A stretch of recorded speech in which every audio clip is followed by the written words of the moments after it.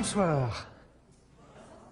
C'est déjà la 5e fois que nous nous retrouvons pour notre lecture du livre de l'Apocalypse. Jusqu'à présent, nous avons lu le prologue, l'épilogue, la vision inaugurale et l'ensemble des lettres aux 7 églises. Ce soir, nous allons lire de façon plus attentive encore la lettre à la 7e de ces églises, celle de Laodicée, la dernière de la série, celle qui correspond le mieux finalement à la situation de la foi chrétienne à notre époque, en ce début de XXIe siècle.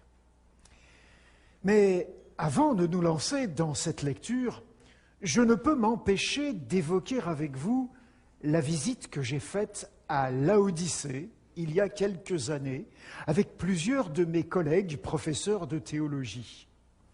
Après être passés avec notre autocar près de la ville de Colosse, nous sommes arrivés à Pamukkale. C'est un site touristique très connu et très visité en Turquie, parce que les sources d'eau chaude de l'ancienne ville de Hiérapolis déposent le calcaire qu'elles contiennent en grande quantité, comme des draps blancs sur des bassins qui se succèdent en cascade en descendant de la colline. Le spectacle est absolument magnifique, saisissant, et en fonction de l'éclairage fourni par le soleil, par la lune ou par l'électricité, les couleurs varient et ravissent vraiment les yeux. En plus, si l'on prend le temps d'aller se baigner dans le bassin d'eau chaude qui se trouve dans la cour de l'hôtel qui domine la colline, on apprécie vraiment, mais vraiment, le confort de cette eau à presque 40 degrés. Que c'est agréable! On y va? Mais bon, à un moment, il faut quand même bien sortir de l'eau. Alors, on visite les quelques ruines qui sont à Hiérapolis avant de redescendre dans la plaine où se trouve Laodicée. Là, on est plutôt déçus. On voit bien affleurer à quelques endroits des restes de cette ville antique, mais pas de ruines dégagées par les archéologues. Rien à voir, sinon un paysage herbeux, légèrement vallonné, d'un emplacement complètement déserté par les hommes. Mais bon, prenons maintenant le temps quand même d'ouvrir le texte et d'entrer dans cette lettre. Rappelez-vous comment ça commence. Écrit au messager de l'église de Laodicée. Voici ce que dit l'Amen, le témoin fidèle et véritable, le commencement de la création de Dieu. J'aimerais m'arrêter sur chacune des éléments de cette présentation du Christ. D'abord pour vous dire que, contrairement à ce qui se passe dans la plupart des autres lettres, ces désignations qui sont là n'étaient pas dans la vision inaugurale. C'est donc une présentation tout à fait spéciale qui est faite de celui qui inspire l'apôtre Jean à écrire ce texte. Alors regardons ce que cela veut dire.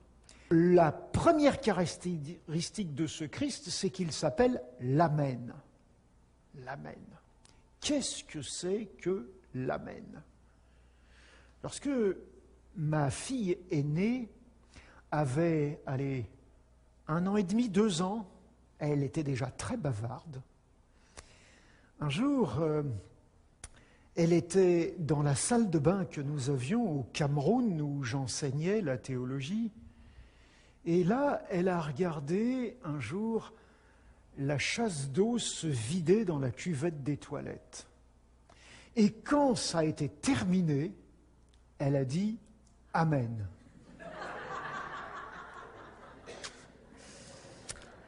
Bon, elle avait compris une chose, c'est que pour elle, Amen, ça voulait dire « c'est fini ». Oui, effectivement, c'est fini.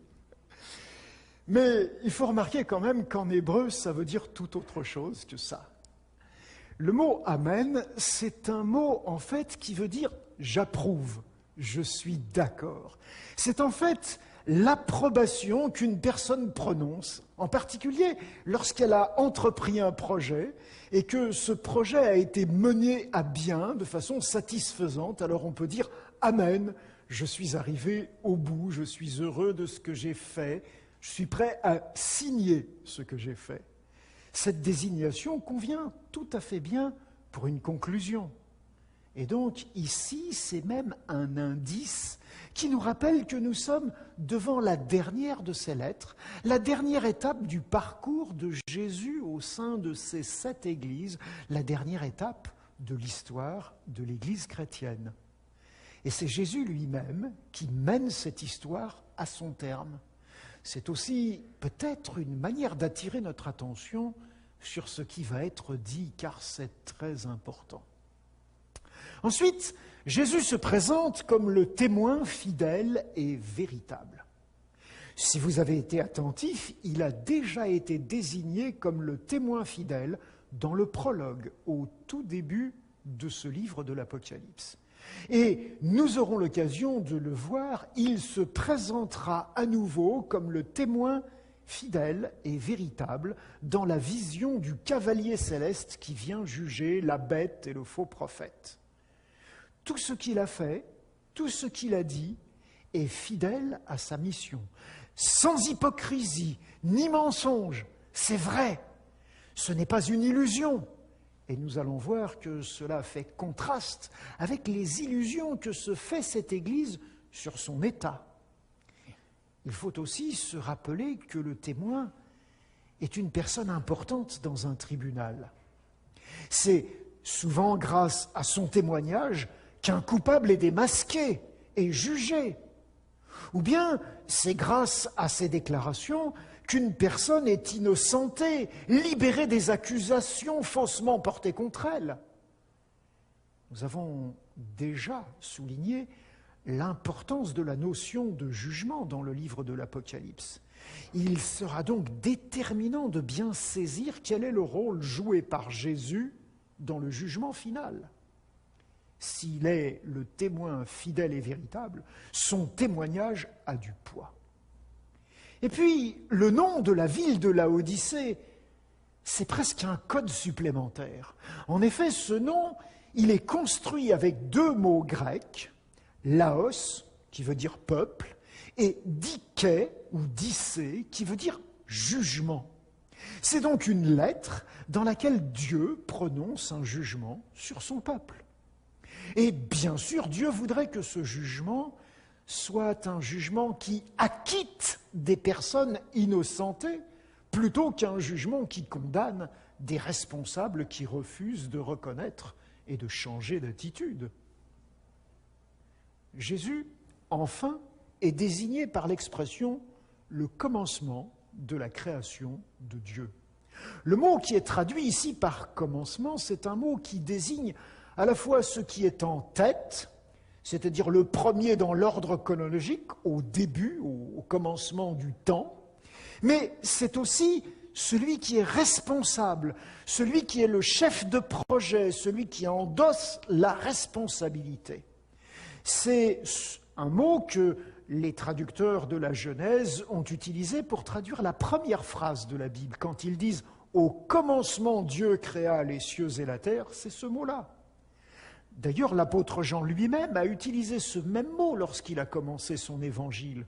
Au commencement était la parole, et la parole était Dieu, la parole était avec Dieu. C'est une manière de nous dire que Jésus a réalisé le projet créateur de Dieu. Il en a les capacités. C'est donc normal qu'il ait aussi les capacités de mener le projet divin à son terme.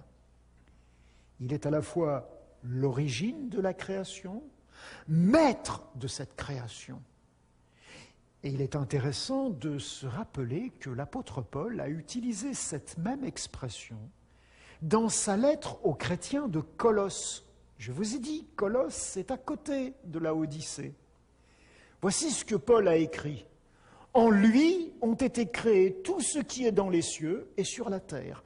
Tout a été créé par lui et pour lui. Il est avant toute chose, il est, et toute chose subsiste en lui. Il est le commencement. Et le « il » de toutes ces phrases, c'est Jésus. C'est d'ailleurs curieux de remarquer que Colosse, donc cette ville voisine de Laodicée, va recevoir dans cette même lettre un conseil tout à fait particulier. Regardez. Lorsque cette lettre aura été lue chez vous, faites en sorte qu'elle soit lue aussi dans l'église de Laodicée. C'est la seule fois qu'en dehors de l'Apocalypse, le mot Laodicée est cité dans le Nouveau Testament. Et justement, les gens de Laodicée doivent lire que Jésus est le commencement de la création. Et c'est comme ça qu'il se présente au début de cette lettre. Ne trouvez-vous pas ça curieux? Est-ce que ce n'est pas d'autant plus intéressant que nous vivons, nous, à une époque où il est de plus en plus anormal de croire en un Dieu créateur, où les discours qui sont faits par les journalistes, par certains scientifiques, ce sont des discours qui nous convainquent assez facilement que l'univers est apparu par hasard, ou que la vie a surgi sur la Terre sans que ce soit le projet d'un inventeur génial. Je sais bien que le débat entre science et religion est un débat complexe. Pourtant, je vous assure qu'il vaut la peine de se pencher sur ce sujet et de le faire avec sagesse, paisiblement, calmement. Mais il nous faut nous poser la question, est-il encore pertinent aujourd'hui de croire en un Dieu créateur? Pour moi, pas d'hésitation. Jésus est bien le commencement, l'initiateur de tout, et en particulier de la vie. Et j'en suis très reconnaissant. Le texte donc de cette lettre va être important pour nous qui vivons à une époque où on conteste très fort la création. Mais entrons vraiment dans le texte maintenant. Je connais tes œuvres. Je sais que tu n'es ni froid ni bouillant.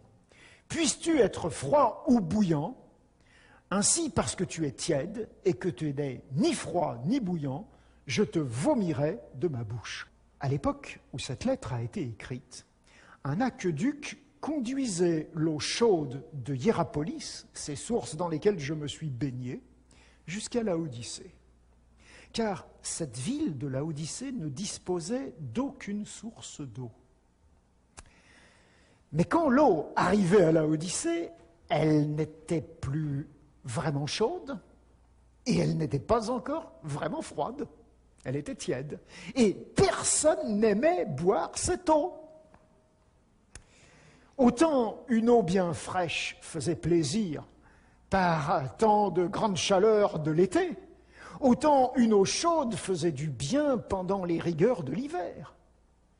Et c'est toujours ce que Jésus désire pour son Église, qu'elle soit une eau rafraîchissante pour les assoiffés et une boisson réconfortante pour les gelés de la vie.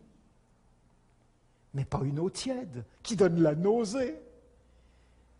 Et quand l'Église ne remplit pas sa mission dans la société, si elle perd sa raison d'être, alors elle ne sert plus à rien. Il vaudrait mieux qu'elle ne soit pas là.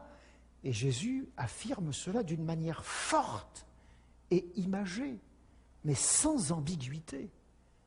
Là encore, il faut se demander quel rôle jouent les églises chrétiennes dans la société actuelle.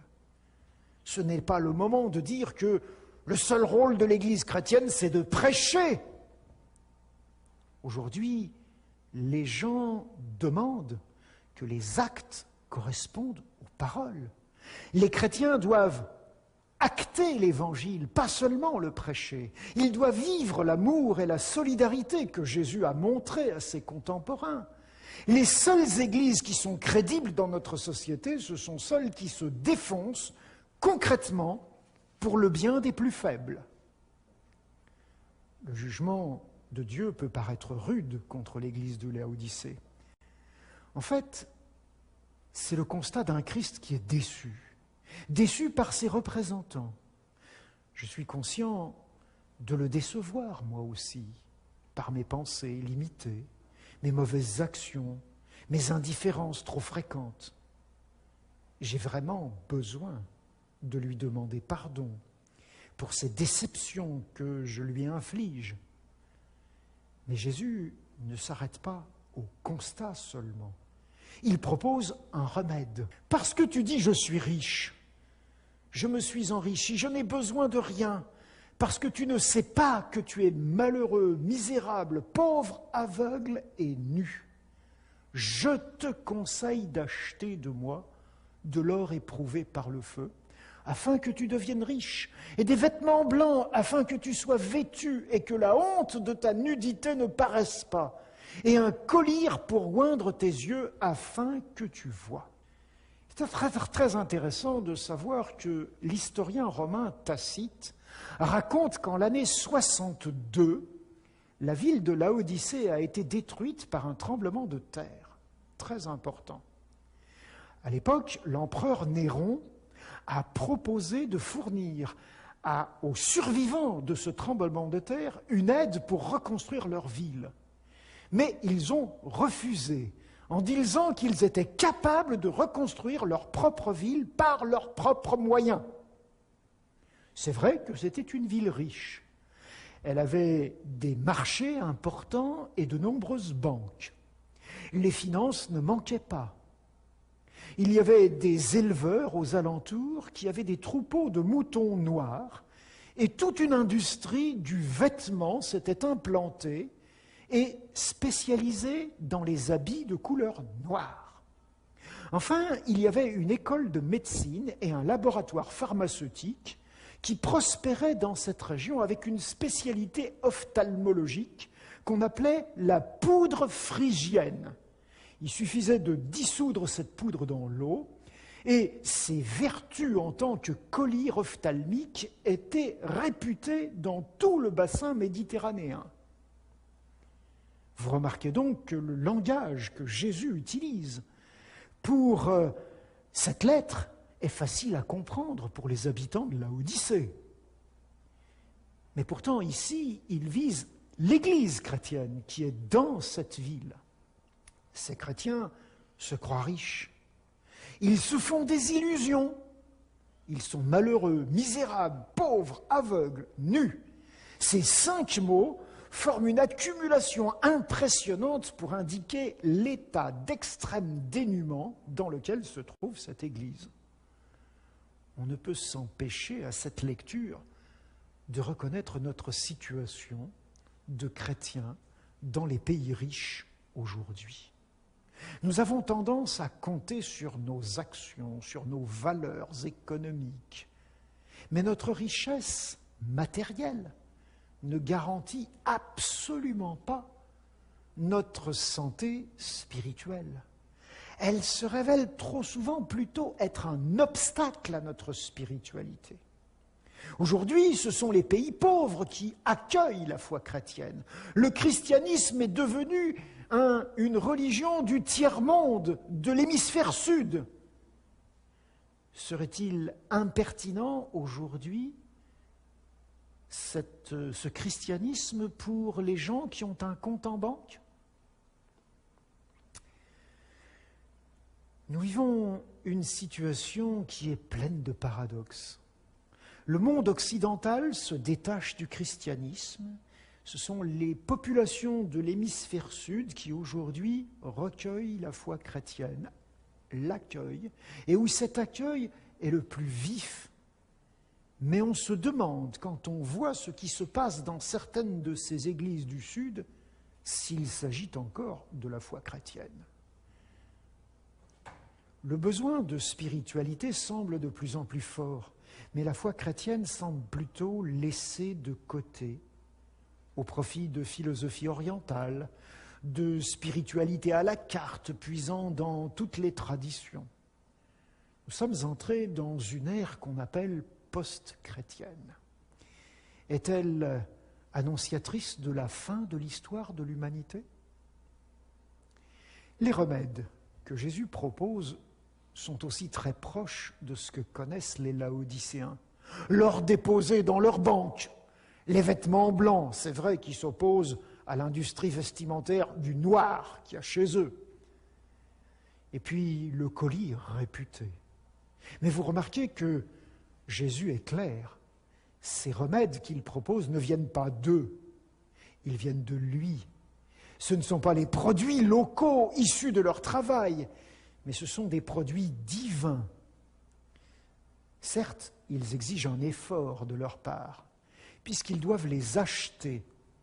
Là encore, il ne peut s'agir que de remèdes spirituels qui visent à enrichir la qualité de leur vie et de leur action, à leur éviter la honte pour leur donner de la dignité et à leur donner une vision claire de ce qu'ils sont et de ce que leurs voisins attendent de leur part, des gens qui prétendent croire en un Dieu bon. Et c'est justement ce qu'ils doivent comprendre. Dieu est bon, il agit par amour. Moi, je reprends et je discipline tous ceux que j'aime. Aucune autre des 7 églises n'a eu droit à une telle déclaration d'amour de la part du Christ. Il aime ceux qui lui donnent la nausée. C'est vraiment un amour inconditionnel, vous ne trouvez pas? Bon, bien sûr, Jésus, pas plus que moi ni que vous, je pense, n'aime avoir la nausée. Alors, il veut que ça change. C'est pour ça qu'il va dire « Et donc du zèle et repens-toi ». Il les appelle à prendre le taureau par les cornes avec zèle et à changer de comportement grâce aux remèdes qu'il leur a fournis. Et puis, le Christ devient plus intime, ou plutôt, il formule son désir d'intimité. « Voici, je me tiens à la porte et je frappe. Si quelqu'un entend ma voix et ouvre la porte, j'entrerai chez lui, je souperai avec lui et lui avec moi. » Il frappe à la porte. Il ne force pas la porte, il ne met pas le pied dans la porte. Cet appel, c'est à chacun individuellement de l'entendre et d'y répondre en ouvrant la porte. On a représenté cette scène avec une porte qui n'a de poignée qu'à l'intérieur. Celui qui se trouve dehors ne peut pas l'ouvrir. Seul celui qui est à l'intérieur peut l'ouvrir. Et s'il ouvre, s'il en prend la décision librement, alors Jésus entrera dans sa vie. Il partagera le repas du soir, cette nourriture bien plus consistante qu'un verre d'eau tiède qui donne la nausée. C'est à moi, c'est à vous d'entendre sa voix et d'ouvrir. Celui qui est le chef de projet de la création de Dieu n'utilisera jamais sa puissance pour vous contraindre. Il respectera votre liberté jusqu'au bout. Mais si vous lui ouvrez, ne vous faites pas de soucis, ne dites pas comme certaines maîtresses de maison, « je n'ai rien à lui offrir ». Il ne va pas se sentir bien accueilli, je n'ai pas les moyens nécessaires pour lui offrir une réception à la hauteur de ce qu'il mérite. Rassurez-vous, celui qui a la puissance de créer l'univers, il aura certainement les moyens de remplir les frigos des pauvres gens que nous sommes. Enfin, la lettre se termine avec la promesse au vainqueur, comme toutes les autres lettres. Un appel qui est à être attentif à l'esprit qui se révèle à ces églises. Voici ce qu'il dit. « Celui qui vaincra, je le ferai asseoir avec moi sur mon trône, comme moi j'ai vaincu et je me suis assis avec mon Père sur son trône. » Cette dernière promesse nous donne l'occasion de rappeler toutes les promesses qui ont été envoyées aux 7 églises d'Asie. Allez, on fait un petit rappel rapide. Première promesse à ceux d'Éphèse. « Je donnerai à manger de l'arbre de vie qui est dans le paradis de Dieu. » Retour au paradis, retour à l'arbre de vie. À l'église de Smyrne, celui qui vaincra n'aura pas à souffrir la seconde mort. Nous mourrons tous, une fois, mais pas deux. À l'église de Pergame, je donnerai de la manne cachée.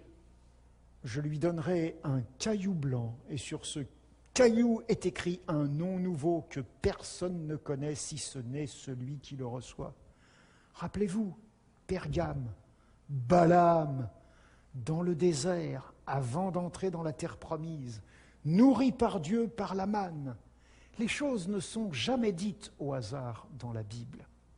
Et si nous continuons, eh bien, aux chrétiens de Sardes, il va dire, de Thyatire, pardon, je donnerai autorité sur les nations, il les fera paître avec une verge de fer, ainsi que moi-même j'en ai reçu le pouvoir de mon Père, et je lui donnerai l'étoile du matin. Peut-être que nous sommes choqués par cette expression verge de fer. Rappelons-nous, c'est juste quelque chose qui est solide et qui est durable et qui représente l'éternité. À Philadelphie, il dit que celui qui vaincra sera revêtu de vêtements blancs. De Sardes, je n'effacerai pas son nom du livre de vie, je le confesserai devant mon Père et devant ses anges. À ceux de Philadelphie, les vainqueurs, il leur promet de faire d'eux une colonne dans le temple de mon Dieu. Il n'en sortira pas. J'écrirai sur lui le nom de mon Dieu, le nom de la ville de mon Dieu, la nouvelle Jérusalem qui descend du ciel d'auprès de mon Dieu, mon nom nouveau. Et nous parlerons demain soir de la nouvelle Jérusalem. Et puis, enfin, à ceux de la Odyssée, nous l'avons lu, je les ferai asseoir sur mon trône comme moi je suis assis.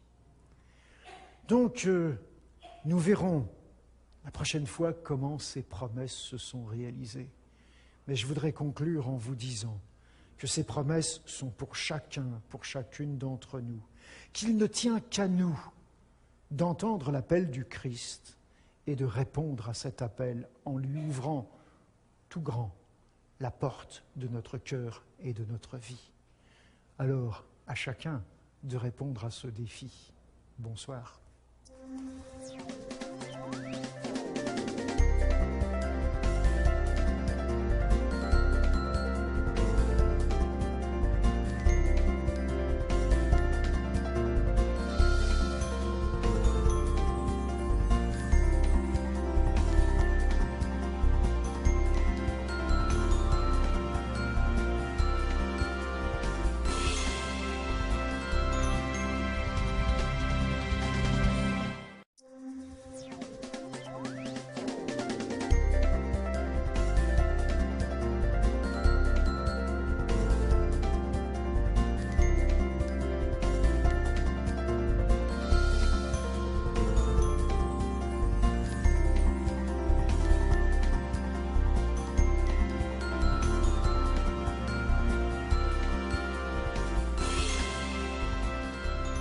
Bonsoir, mesdames et messieurs. J'espère que vous avez passé une excellente journée. C'était un professeur, un russe, qui faisait des conférences à Moscou et devant des gens extrêmement importants, un parterre de savants. Et la même conférence, il la répétait régulièrement, à tel point que son chauffeur, un jour, alors qu'ils étaient dans la voiture, lui dit « Vous savez, monsieur le conférencier, j'ai entendu votre conférence si souvent que je pourrais la faire à votre place. » Le conférencier lui dit « Écoute, c'est quand même quelque chose d'extrêmement sérieux, c'est uniquement pour des grands physiciens. » Il dit « Oui, je vous assure, je pourrais faire la conférence à votre place. » Et à force de répéter ça un jour, le professeur finit par lui dire « Écoute, d'accord, on va changer de costume. Moi, je vais prendre ton costume de chauffeur, je vais conduire la voiture, toi, tu vas prendre mon costume de conférencier et tu iras faire la conférence à ma place. » Il n'y a pas de problème, monsieur le professeur. Alors, il change de vêtements, Ils arrivent donc au Kremlin pour une conférence devant un parterre de 2500 scientifiques. Et puis, le chauffeur, déguisé en conférencier, fait la conférence. Et effectivement, il ne rate pas un détail, et ça se passe absolument de manière extraordinaire. Tout le monde applaudit très fort, et le conférencier qui est au fond de la salle regarde son chauffeur et dit « Mais c'est vraiment un excellent imitateur ». Et puis voilà qu'un vieux savant se lève, puis il lève la main, et puis il dit « Écoutez, dans votre conférence, à un certain moment, vous avez employé une formule et il commence à écrire. Il vient devant, il écrit la formule sur le tableau et après avoir écrit une formule qui faisait toute la largeur du tableau, il pose une question au chauffeur, mais absolument, absolument compliquée. Et le scientifique au fond de la salle se dit, comment est-ce qu'il va s'en sortir? Et le chauffeur perd pas du tout le nord. Il regarde le scientifique, il lui dit, vous savez, cette question est tellement simple, je vais demander à mon chauffeur de répondre.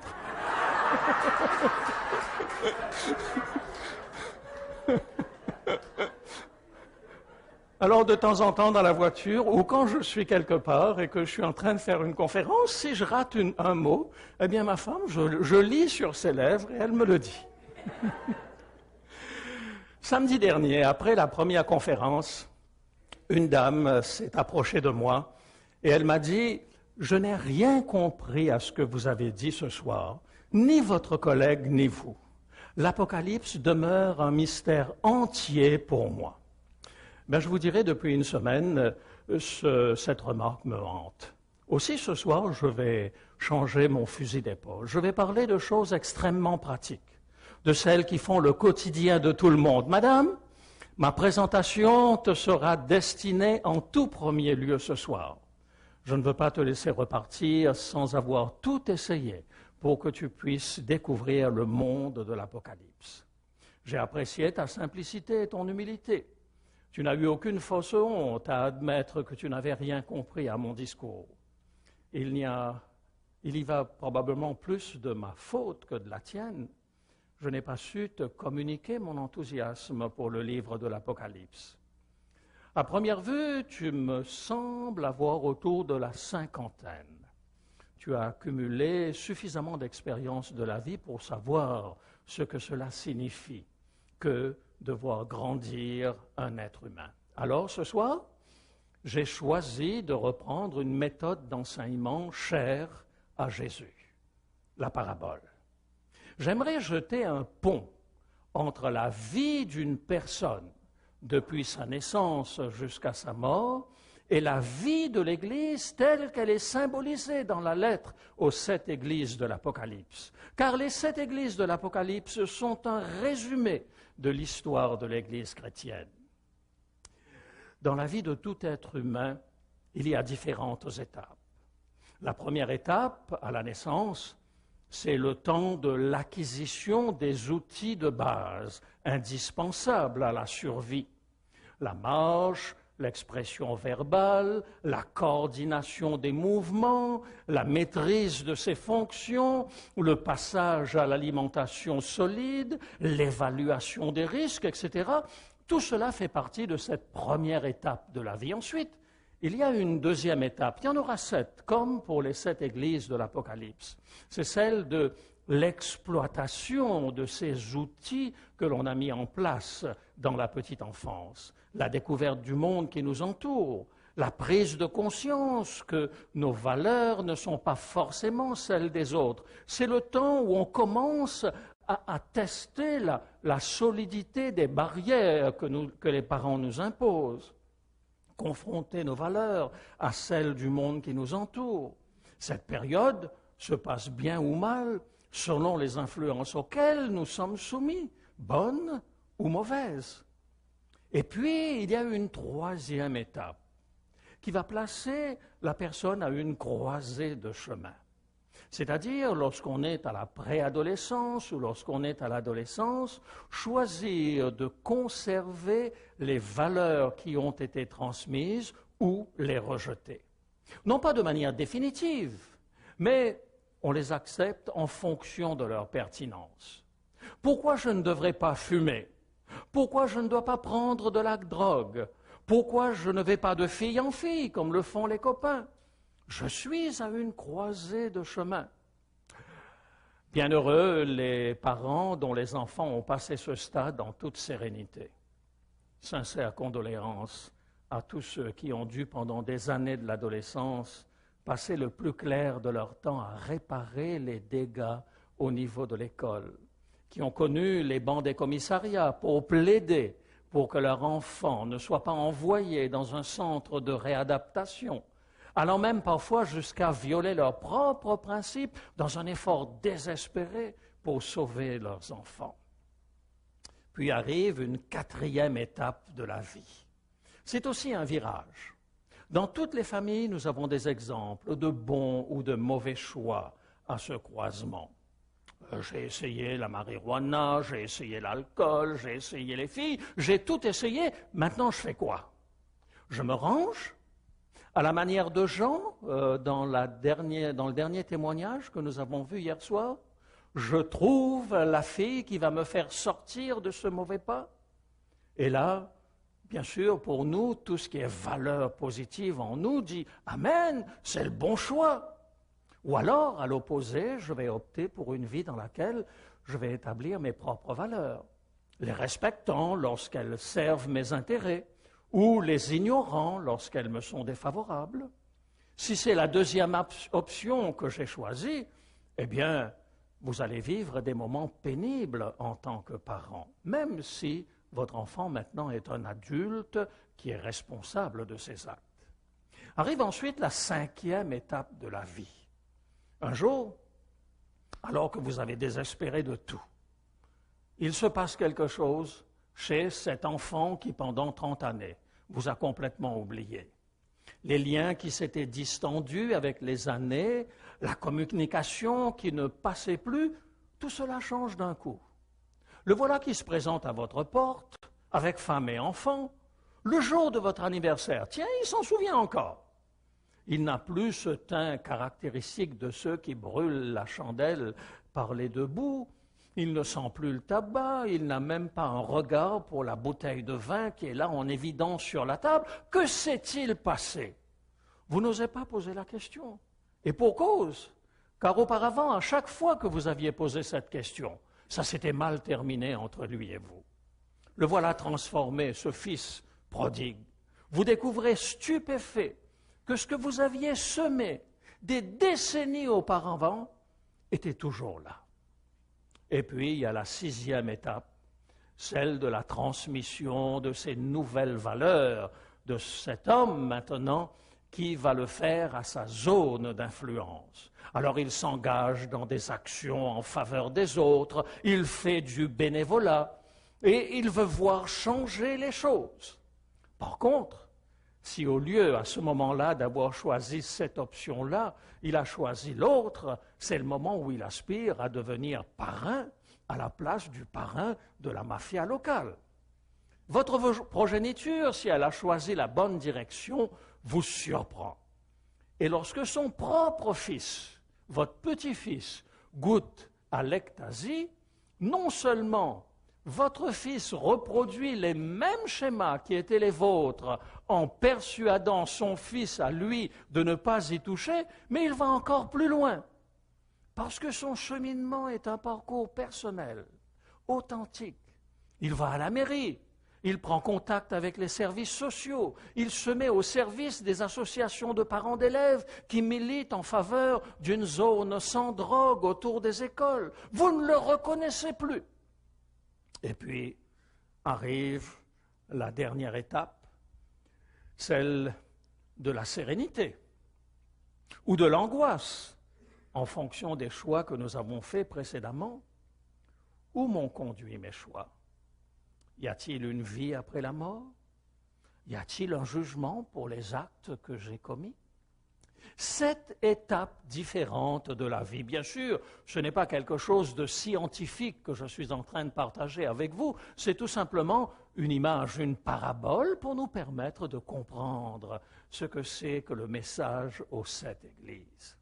Eh bien, La parole de Dieu nous dit que Jésus est au centre de ces 7 messages. Le premier message, c'est le message qui est adressé à l'église d'Éphèse. Éphèse, c'est l'église des apôtres. Elle se termine avec la mort du dernier des apôtres, probablement autour des années 98 après Jésus-Christ. C'est pour l'Église, comme pour l'enfance, puisque l'Église vient de naître, c'est pour elle le temps de l'acquisition des outils de base indispensables à sa survie. Elle va apprendre à marcher, elle va apprendre à s'exprimer, elle va apprendre à passer à l'alimentation solide. Bref, elle va se développer, elle va grandir, elle n'est plus un bébé. Et puis, elle commence à s'affranchir de papa et de maman, sous-entendez par cela des apôtres qui jusque-là les avaient conduits et les avaient guidés. Ensuite, c'est l'église de Smyrne, la deuxième étape de la vie. Celle où on secoue les valeurs, celle où on met à l'épreuve ces outils qui nous ont été donnés par les apôtres, la découverte du monde qui nous entoure, la prise de conscience que les valeurs qui sont les nôtres ne sont pas forcément celles des autres, le besoin de tester la pertinence de ces barrières que l'Église elle-même s'est imposée. Dans la vie d'une personne, cette période se passe bien ou se passe mal, selon les influences auxquelles elle sera soumise, qu'elle soit bonne ou qu'elle soit mauvaise. Pour l'église de Smyrne, aucun parent ne peut rêver d'une évolution plus agréable pour son enfant. L'église de Smyrne a intégré les valeurs chrétiennes. Elle les vit. Il va y avoir aussi des passages difficiles pour cette Église. Le texte nous dit une tribulation de 10 jours. Sous-entendez une violente persécution qui s'est produite sous l'empereur Dioclétien. Mais l'Église est solide. Les bases sur lesquelles elle est construite résistent. Les vents et la pluie se déchaînent contre la maison, mais elle tient parce qu'elle est bâtie sur le roc. Ça, c'est l'église de Smyrne. Puis vient la troisième étape de la vie, je dirais l'adolescence de l'église chrétienne. Celle-ci, c'est l'église de Pergame, celle où le jeune adulte teste les valeurs en les comparant au monde qui l'entoure. L'église, comme le jeune adulte, va se trouver à la croisée des chemins. Choisir ou conserver les valeurs qui lui ont été transmises par Jésus-Christ, par les apôtres et par l'Église des apôtres et des martyrs. Jésus avait dit à son Église, attention, c'est un virage difficile à prendre. Peine perdue. Malgré les avertissements des prophètes, l'Église tombe dans le piège. L'Église de Pergame représente cette période de la vie où les chrétiens sont devenus majoritaires dans l'Empire romain. Pourquoi devraient-ils continuer de subir la loi de la minorité? Faut-il renverser l'Empire ou s'en accommoder? L'initiative viendra de l'empereur, Constantin. Lui-même se fera baptiser. Il décide de miser sur les chrétiens. Puis, malheureusement pour l'Église, comme pour ce jeune adulte qui, après avoir goûté un petit peu à tout, décide enfin de construire sa vie positivement ou négativement, c'est la période de l'église de Thyatire. C'est le rejet pour l'église, malheureusement, de ses valeurs fondamentales. Ça, c'est Thyatire. Combien d'années vont passer avant que cette église ne prenne conscience que ses choix ne mènent nulle part? Quand va-t-elle trouver le ressort nécessaire pour s'en sortir? Ah, on a beaucoup de blâme à faire à l'église de Thyatire. Et il m'arrive parfois d'entendre des chrétiens dire « ce n'est plus l'église de Jésus-Christ ». Dites-moi, parents, vous qui avez été confrontés à cette situation avec vos enfants, même s'ils sont devenus adultes, lorsque vous les voyez se détruire lentement, quels sont vos sentiments à leur égard? Vous savez ce qu'il doit faire pour s'en sortir, mais il ne veut rien entendre. Non, tant qu'il y a une parcelle de vie, qu'il y a une lueur d'espoir, vous allez vous y accrocher. Et vous allez essayer de tout faire, même s'il est un adulte, pour essayer de l'en sortir. Alors, dites-moi, au nom de quoi affirmez-vous que Dieu est un Père pire que vous et moi? L'Église de Thyatire est encore et toujours celle de Jésus-Christ. C'est toujours son enfant. Un enfant qui a mal tourné, certes, mais c'est son enfant quand même. Ce lien de sang, personne ne peut l'enlever. Je t'aime d'un amour éternel, dit Dieu à l'être humain. Et voilà qu'arrive la 5e étape. C'est l'église de Sardes. Et cette église de Sardes va connaître un virage extraordinaire. Elle va sortir de sa longue période d'errance loin de la Bible. Elle bascule dans la 2e partie de sa vie. Elle fait le bilan de ses choix et cela débouche sur un virage brutal, un virage à 180 degrés. C'est le temps de la réforme. Elle est authentique. Elle est personnelle, elle est le fruit d'une maturation. C'est Martin Luther qui cloue sur la porte de son église ses 95 thèses. Les liens qui s'étaient distendus avec Dieu au fil des années, la communication qui ne passait plus entre l'église et Dieu, la réforme, elle va ramener l'église à Dieu. Elle ne va pas toucher uniquement la jeune Église protestante. Elle va aussi toucher l'Église catholique, avec Pascal, un peu plus tard, avec le jansénisme. Toute une prise de conscience qui va se faire à cette époque-là. Et puis on va arriver à la 6e étape. La même étape où votre fils prodigue est revenu à de meilleurs sentiments et qu'il s'est lancé maintenant dans du bénévolat où il veut aider autour de lui. Dans la vie de l'Église, il y a aussi cette étape-là. Et cette étape, elle s'appelle l'étape de Philadelphie, l'amour des frères. Voilà l'Église qui non seulement s'est réformée, mais en plus de cela, elle a découvert le militantisme, elle découvre les missions, elle retrouve le zèle de ses débuts, maladroite comme souvent, mais avec quelle détermination. L'Europe industrielle et l'Amérique naissante mettent leur formidable puissance économique au service des missions. Bien sûr, il y aura des dérives. Bien sûr, il y aura des exploitations au nom de l'Évangile. Elles vont foisonner. Mais d'un autre côté, il y aura aussi des Albert Schweitzer. Souvenez-vous, lorsque votre fils, arrivé à cette étape de la vie, s'est mis à faire du bénévolat conformément à ses valeurs profondes, va-t-il avoir la vie facile? Absolument pas. Il va avoir la désagréable surprise, par exemple, de retrouver les pneus de sa voiture à plat lorsqu'il va sortir de sa réunion pour les AA. Il va être réveillé en pleine nuit par des coups de fil anonymes. Mais il est Philadelphie, il persévère, il a des convictions solides. Il en va de même pour l'Église de Philadelphie. Elle va se caractériser par son profond besoin de partager sa foi. Ce seront des hommes de conviction, des hommes de foi, mus par un amour authentique. Philadelphie va préparer le monde à la phase finale du projet de Dieu pour l'humanité, c'est-à-dire l'Évangile à toute nation, à toute tribu, à toute langue et à tout peuple. Et nous voici rendus à la dernière étape de la vie de l'Église, la Odyssée. Vous savez, même si je suis très optimiste de nature, parfois même un peu trop, dire de mes amis, je ne peux me réjouir du message que Dieu adresse à l'Église de la Odyssée. Certes, je suis fier de la mobilisation dont le monde est capable lorsque, par exemple, un tremblement de terre frappe Haïti ou qu'un tsunami enlève la vie à 240 000 personnes en quelques minutes.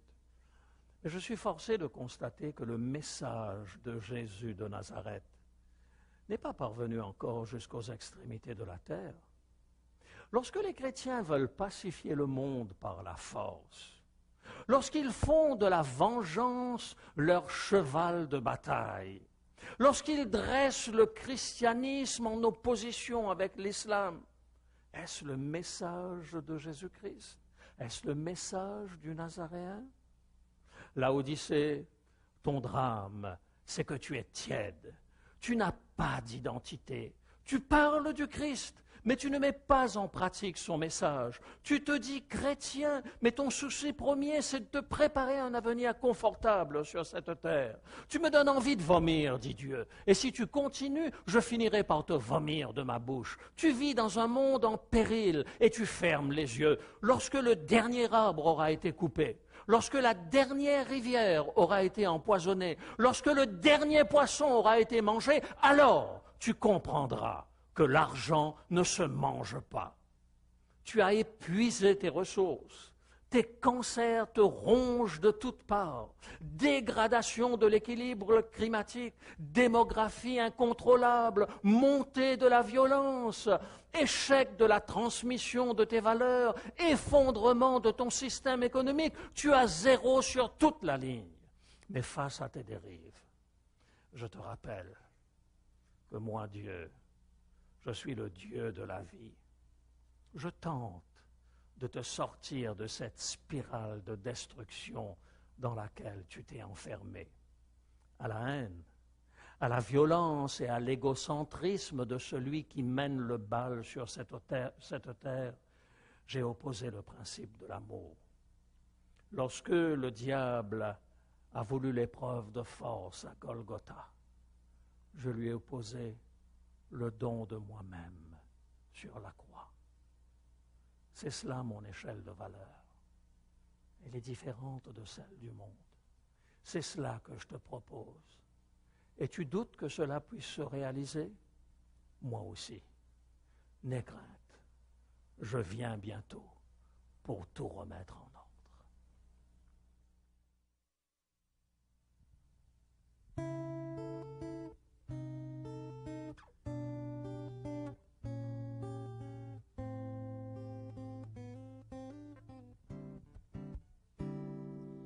Je te veux dans mon cœur, je te veux dans ma vie, je te veux dans mon corps et mes pensées aussi. Remplis-moi de ta paix, remplis-moi de ta joie, remplis-moi de ta vie, remplis-moi de l'esprit. Je t'ai déjà résisté si souvent. J'avais tellement peur, mais maintenant je veux m'approcher le cœur confiant. Tu es mon Père, je suis ton enfant. Je te veux dans mon cœur, je te veux dans ma vie, je te veux dans mon corps et mes pensées aussi. Remplis-moi de ta paix, remplis-moi de ta joie, remplis-moi de ta vie, remplis-moi de l'esprit. Viens m'emporter dans ce torrent d'amour. Je veux sentir tes bras qui m'entourent. Je veux plonger mon corps dans le tien.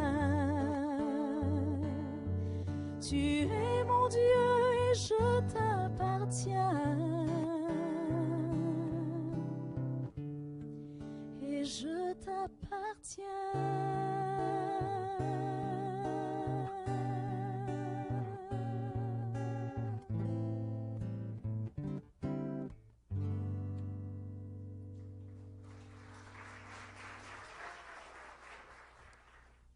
Vous avez reçu une petite carte, comme chaque soir. Être chrétien aujourd'hui, est-ce pertinent? C'est notre 5e conférence. Eh bien, il est dit ici, je crois que les valeurs de la Bible sont pertinentes. Nous l'avons vu même à travers l'Apocalypse aujourd'hui. Aussi, je demande à Dieu, premièrement, de m'aider à vivre selon ses valeurs. La deuxième question dit de m'apprendre à partager cette bonne nouvelle avec ceux qui vivent sans espérance. La troisième dit de m'aider à refléter ces valeurs dans mes relations avec les proches. C'est une chose importante que de pouvoir être cohérent avec soi-même en toutes circonstances. Je voudrais que nous prions tout simplement ensemble maintenant.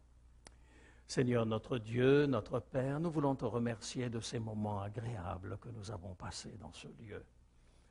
Ça nous fait du bien de parler d'espérance. Ça nous fait du bien de parler des valeurs fondamentales qui sont les tiennes. Ça nous fait du bien aussi de constater que tu as conduit ton Église tout au long de sa vie. Nous sommes arrivés à la dernière étape de ce long voyage de ta révélation parmi les hommes. Et nous te demandons, Seigneur, de nous aider à pouvoir être des témoins de cette parole d'espérance que tu as pour le monde. C'est en Jésus que nous te demandons cette grâce. Amen.